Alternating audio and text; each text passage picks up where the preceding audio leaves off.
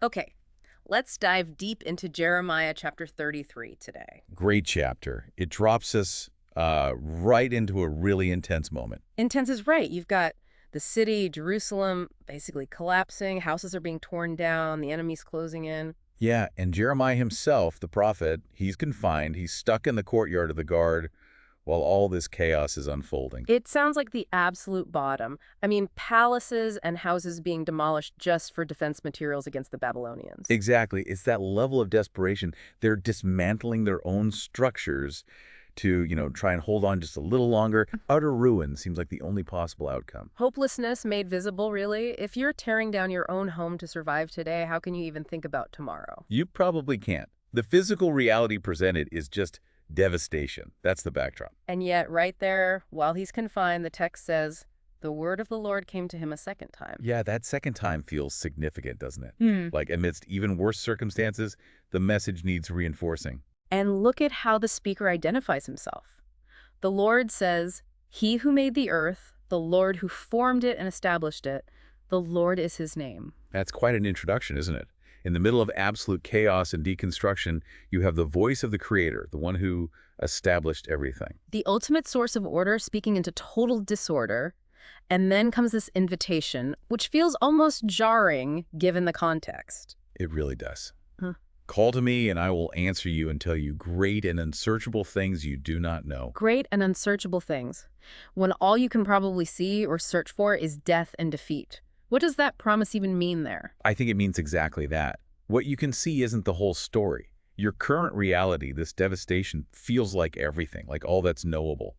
But God is saying, call out and I'll reveal a hidden dimension, things you can't possibly figure out from where you're sitting. It's a promise of revelation beyond the circumstances, like peeling back a layer. Exactly. Shifting the perspective from the visible ruin to the invisible divine plan. But the text doesn't just gloss over the current horror, does it? It's brutally honest about why things are so bad. No, not at all. It immediately pivots back to that harsh reality.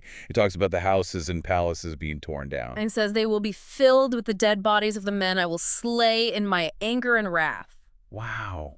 It's stark. Mm-hmm. There's no sugarcoating the judgment aspect. The physical destruction is directly presented as a consequence of divine anger. Not just bad luck or military defeat, but judgment. And the reason is stated plainly. I will hide my face from this city because of all its wickedness. So the ruin, the death, even God hiding his face, it's all tied back to the people's actions, their sin. A direct cause and effect. That's how the source frames it. Wickedness leads to judgment, which leads to this visible devastation. Okay, so the picture is bleak. Prophet jailed, city full of corpses, divine judgment, God's face hidden. Seems like the end. It absolutely feels like the end of the line. You can't imagine a way forward from that description. And then, one word, nevertheless. It just lands there and changes everything. That's the pivot point, isn't it? Despite all of that judgment and ruin and death, nevertheless, it signals a complete reversal. This must be where those great and unsearchable things start coming into view. Precisely. The promises that follow are the complete opposite of the reality just described. Let's look at them. First, against the backdrop of death. I will bring health and healing to it. I will heal my people and will let them enjoy abundant peace and security. Talk about a contrast from wrath and dead bodies to health, healing, peace, security. It's total restoration on a personal, physical level. And healing my people that focus on the relationship again. Yes.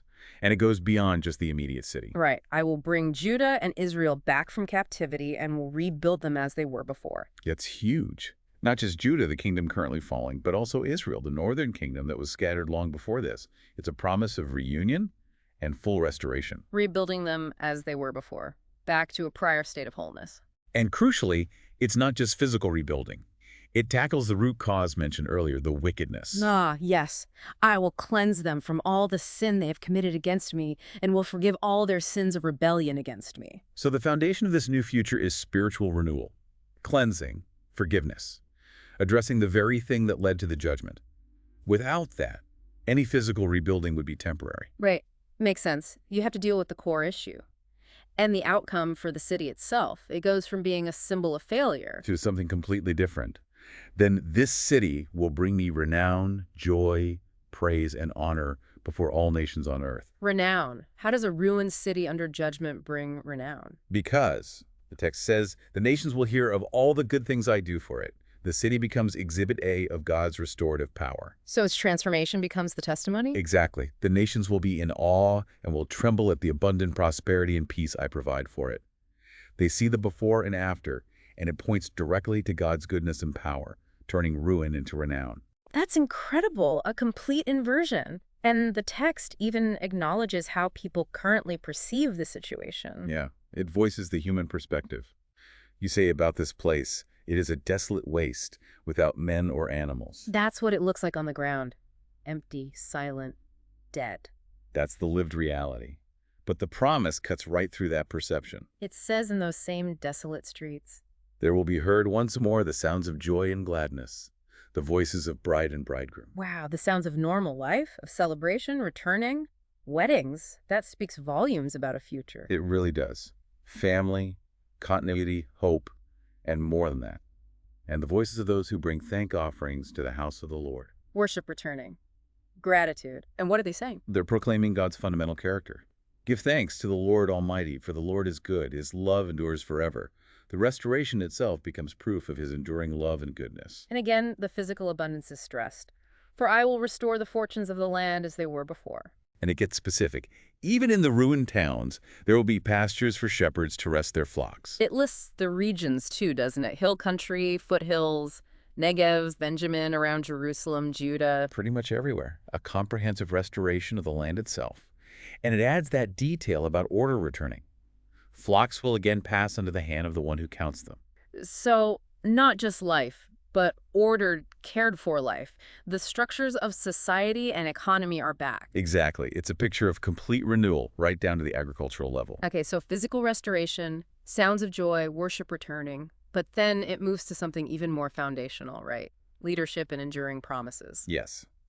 The days are coming, declares the Lord, when I will fulfill the gracious promise I made to the house of Israel and to the house of Judah. That gracious promise, that's pointing towards the Davidic covenant, isn't it? It is. And it specifies how. In those days and at that time, I will make a righteous branch sprout from David's line. He will do what is just and right in the land. A righteous branch. A future king from David's lineage, defined by justice and righteousness. That's a core messianic image. Absolutely. And this righteous ruler is directly linked to the security and even the identity of the people. How so? It says, in those days, Judah will be saved and Jerusalem will live in safety. And then the city gets this new name. This is the name by which it will be called, the Lord our righteousness. Think about that name. Given that the whole problem started with wickedness, the city's ultimate identity isn't found in its own actions, good or bad, but in God himself. He is their righteousness. Wow. So security and identity are rooted entirely in God's character associated with the city through this righteous ruler. It's a profound shift. Their standing comes from him, not themselves. And the text really emphasizes the certainty of this future line for both kings and priests. Yes, very strongly. David will never fail to have a man to sit on the throne. And similarly for the Levitical priests, nor will the priest ever fail to have a man to stand before me continually to offer sacrifices. Perpetual leadership, perpetual worship guaranteed. And just in case you doubt how certain this is, God uses this incredible analogy from nature. Ah, the covenant with day and night. Right. He says, if you can break my covenant with the day and my covenant with the night, so that day and night no longer come at their appointed time. Which you can't. It's the definition of reliable, fixed order established by the Creator. Exactly. That's the point. If you could somehow disrupt that fundamental cosmic order, Then my covenant with David, my servant, and my covenant with the Levites, who are priests ministering before me, can be broken. the logic is inescapable. Since you absolutely cannot break the cycle of day and night, you absolutely cannot break these covenants with David and the Levites. They are just as fixed, just as certain. It's an incredibly powerful way to guarantee the promise, as sure as the sun rises. Precisely. And the scale matches this certainty. Descendants, as countless as the stars of the sky, and as measureless as the sand on the seashore.